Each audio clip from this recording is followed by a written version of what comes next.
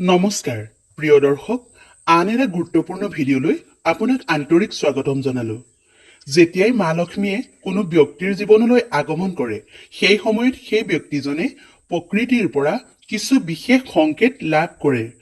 আমাৰ আশে পাশে প্ৰতিদিনে বিভিন্ন ধৰণৰ ঘটনা ঘটি থাকে, কিন্তু আমি সেই ঘটনাবোৰৰ ওপৰত কেতিয়াও ভালদৰে ধ্যান নিদিওঁ।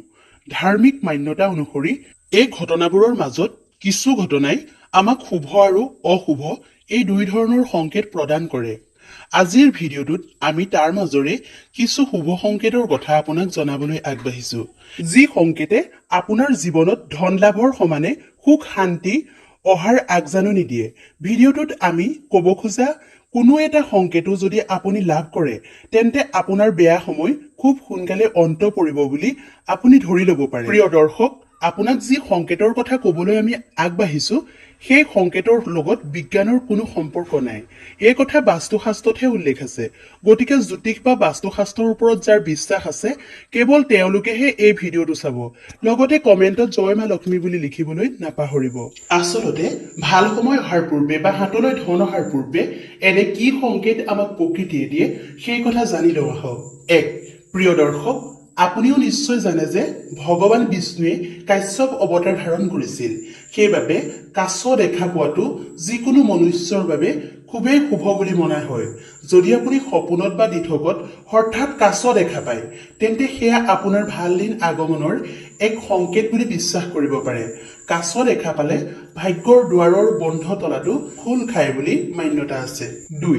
ধাৰ্মিক মান্যতা অনুসৰি মেকুৰীয়ে কন্দাটো অশুভ বুলি বিশ্বাস কৰা হয়, কিন্তু মেকুৰীয়ে ঘৰত পোৱালি জন্ম দিয়াটো সেই ঘৰখনৰ বাবে অত্যন্ত শুভ বুলি বিশ্বাস কৰা হয়। যিখন ঘৰত মেকুৰীয়ে পোৱালি জন্ম দিয়ে, সেইখন ঘৰৰ ওপৰত মা লক্ষ্মীৰ কৃপা সদায় থাকে আৰু সেই ঘৰখন ধন ধানেৰে উপচি পৰে। 3. মান্যতা অনুসৰি যিখন ঘৰলৈ মা লক্ষ্মীয়ে আগমন কৰে, সেইখন ঘৰৰ সদস্যসকলৰ খোৱা বোৱা আহাৰত হঠাৎ পৰিৱৰ্তন হোৱা দেখা যায়। মা লক্ষ্মীৰ আগমনৰ প্ৰাক্ষণত সেই ঘৰখনৰ লোকসকলৰ ভোক কমিবলৈ ধৰে আৰু অলপ খালে সেয়া পৰ্যাপ্ত যেন অনুভৱ কৰিবলৈ লয়। পৰিয়ালৰ সকলো সদস্যৰ মাজত পূৰ্বতকৈ মৰম স্নেহ অধিক হোৱা দেখা যায়। সেই ঘৰখনৰ সদস্যই নিচাযুক্ত দ্ৰব্য তথা মাছ মাংস আদি ত্যাগ কৰি সাত্বিক আহাৰ গ্ৰহণ কৰিবলৈ আৰম্ভ কৰে। 4. ঘৰলৈ দুমুখীয়া সাপ অহাটো শুভ বুলি গণ্য কৰা হয়, কাৰণ দুমুখীয়া সাপক দেৱী লক্ষ্মীৰ বাহক বুলি কোৱা হয়। দুমুখীয়া সাপে কাৰো কোনো ক্ষতি নকৰে বা দংশন নকৰে। বিশ্বাস কৰা হয় যে যিখন ঘৰলৈ দুমুখীয়া সৰ্পই আগমন কৰে, সেইখন ঘৰত কেতিয়াও ধনৰ অভাৱ নহয়। 5. যেতিয়া মানুহৰ সময় বা পৰিস্থিতি সলনি হয়, তেতিয়া ৰাতিপুৱাৰ সময়ত টোপনিত তেওঁ ভাল ভাল সপোন দেখিবলৈ আৰম্ভ কৰে, যেনে দেৱী দেৱতাৰ মূৰ্তি, আহঁত গছ, বট গছ, পাহাৰ, ধন সোণ আদি সপোনত দেখা। এনেধৰণৰ সপোন দেখাটোৱে ভাল দিনৰ অহাৰে সংকেত বুলি ধৰিব পাৰে। 6. সামুদ্ৰিক শাস্ত্ৰৰ মতে শৰীৰৰ কিছু বিশেষ অংগ লৰাটোৱে কিছুমান বিশেষ সংকেত প্ৰদান কৰে। যদি কোনো ব্যক্তিৰ বাহুৰ মাজৰ অংশ লৰিবলৈ লয়, তেন্তে তেওঁ শীঘ্ৰে ধন লাভ কৰাৰ সম্ভাৱনা থাকে। লগতে দুয়োখন গাল একেলগে কপাটো অতি শুভ লক্ষণ বুলি সামুদ্ৰিক শাস্ত্ৰই উল্লেখ কৰিছে। 7. আপোনাৰ জীৱনলৈ ভাল দিন অহাৰ পূৰ্বে ঘৰৰ আশে পাশে থকা গছ গছনি সতেজ হৈ ঠন ধৰি উঠিব। সেই গছ পূৰ্বৰ তুলনাত ফলে ফুলে জাতিষ্কাৰ হৈ পৰিব। সেই গছসমূহৰ ভিতৰত তুলসী গছ আৰু ঘৰৰ কলগছবোৰ ধুনীয়া তথা আকৰ্ষণীয় ৰূপত দেখা পাব। 8. শাস্ত্ৰ অনুসৰি ভাটৌ চৰাই ঘৰলৈ অহাটো অতি শুভ সংকেত, কাৰণ ভাটৌ চৰাইৰ সৈতে কুবেৰৰ সম্পৰ্ক আছে। যদি আপোনাৰ ঘৰলৈ হঠাৎ ভাটৌ চৰাই অহা আৰম্ভ কৰে, তেন্তে তাৰ অৰ্থ হৈছে যে আপোনাৰ ঘৰলৈ শীঘ্ৰেই ধন আগমন হ'ব। ইয়াৰ উপৰিও বগা ৰঙৰ পাৰ চৰাই ঘৰলৈ অহাটো ঘৰখনৰ বাবে শুভ বুলি কোৱা হৈছে। 9. যদি আপোনাৰ ঘৰৰ কোনো স্থানত বা ঘৰৰ কাষৰ গছত চৰাইয়ে বাঁহ সজা দেখা পায় আৰু সেই বাঁহত যদি চৰাইয়ে কণী পাৰে, তেন্তে খুব সোনকালে আপুনি ধন লাভ কৰাৰ সম্ভাৱনা থাকে। ইয়াৰ উপৰিও ক'ৰবাত কিবা কাৰণে ফচি থকা টকা বা কোনোবাই ধাৰ লোৱা ধন আপুনি শীঘ্ৰেই ঘূৰাই পাব। কিন্তু কিবা কাৰণে যদি আপুনি সেই চৰাইবোৰৰ ক্ষতি কৰাৰ চেষ্টা কৰে, তেন্তে আপোনাৰ ধন হানি হোৱাৰ উপৰিও বেয়া পৰিস্থিতিৰো সন্মুখীন হ'ব পাৰে। 10. হঠাৎ যদি আপুনি আপোনাৰ ঘৰৰ কোনো স্থানত ক'লা পৰুৱাই জুম বান্ধি থকা দেখা পায়, তেন্তে মা লক্ষ্মীৰ কৃপা আপোনাৰ ওপৰত আছে বুলি ধৰি ল'ব পাৰে। ঘৰলৈ ক'লা পৰুৱাৰ আগমন হোৱাটো শুভ সংকেত বুলি বাস্তুশাস্ত্ৰই কৈছে। এই সংকেত পালে আপুনি ৰৈ থকা কামত সফল হ'বলৈ সক্ষম হ'ব। 11 বিশ্বাস কৰা হয় যে পক্ষীয়ে কোনো ভাগ্যৱান লোকৰ গাতহে মল ত্যাগ কৰে। হঠাৎ যদি আপোনাৰ গাত চৰায়ে মল ত্যাগ কৰে, তেন্তে নিজকে ভাগ্যৱান বুলি ভাবিব পাৰে। ইয়াৰ বাহিৰেও কিবা জৰুৰী কামত আপুনি যদি ঘৰৰ পৰা ক'ৰবালৈ গৈ থকাৰ সময়ত কোনো ব্যক্তিয়ে পানীৰে ভৰি থকা পাত্ৰ হাতত লৈ থকা দেখা পায়, তেন্তে সেয়াও আপোনাৰ ভৱিষ্যতৰ বাবে খুবেই শুভ সংকেত বুলি কোৱা হৈছে। 12 ৰাতিপুৱা শুই উঠিয়ে যদি আপুনি কুলিৰ মিঠা মাত শুনা পায়, তেন্তে সেয়া আপোনাৰ ঘৰলৈ মা লক্ষ্মীৰ আগমনৰ এক সংকেত বুলি বাস্তুশাস্ত্ৰই কৈছে। 13 ধৰ্মীয় গ্ৰন্থ অনুসৰি কোনো ব্যক্তিৰ ঘৰৰ দুৱাৰমুখত হঠাৎ যদি গোমাতাই আহি হেম্বেলিয়াই থাকে, তেন্তে সেই ঘৰখনৰ সুখ সমৃদ্ধি বৃদ্ধি হয়।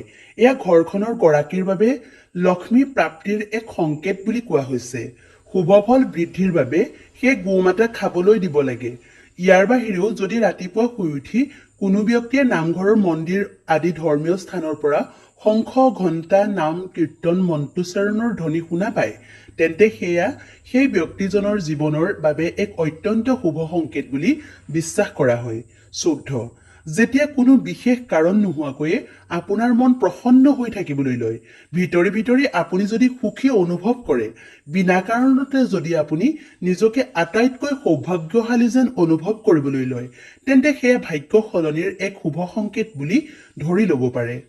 15 ফেঁচাক মা লক্ষ্মীৰ বাহন বুলি আমি বিশ্বাস কৰোঁ। যদি আপুনি দিনৰ ভাগত ক'ৰবাত ফেঁচা দেখা পায়, তেন্তে বুজিব যে আপোনাৰ ওপৰত মা লক্ষ্মীৰ কৃপা আছে। শীঘ্ৰে আপোনাৰ জীৱনলৈ ধনৰ আগমন ঘটাৰ এয়াই এক শুভ সংকেত বুলি কোৱা হৈছে। 16 ৰাস্তাত যদি মুদ্ৰা, ঘোঁৰাৰ নাল নাইবা 4টা পাত থকা গছৰ ঠাল বা ঘাঁহ পায়, তেন্তে সেইবোৰ খুব সযতনে ৰাখিব লাগে। ই আপোনাৰ ভাগ্যৰ দুৱাৰ মুকলি কৰাত সহায় কৰে। ৰাস্তাত ঘোঁৰাৰ নাল হেৰুৱাই পোৱাটো সৌভাগ্যৰ লক্ষণ বুলি বিশ্বাস কৰা হয়।